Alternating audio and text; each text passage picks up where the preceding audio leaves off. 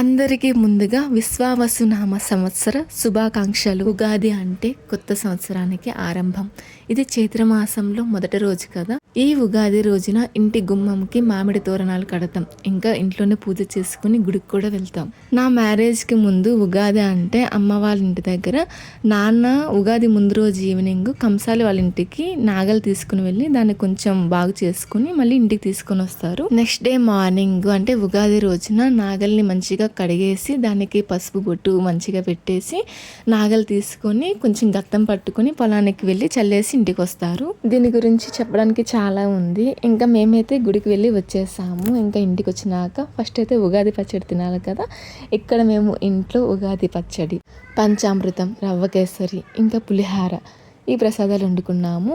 దీన్ని మేము అయితే పంచామృతం అని అంటాము. మీరేమంటారో నాకు కామెంట్ చేయండి. ఇది వేసవికాలంలో తాగడం వలన చాలా మంచిది, మన బాడీని చల్లగా ఉంచుతుంది. ఈ ఉగాది పచ్చడిలో ఉన్న షడ్రుచుల్లాగే మన జీవితం కూడా. ఈ పచ్చడిలో ఉన్న ఒక్కొక్క రుచికి ఒక్కొక్క ప్రాముఖ్యత ఉంది.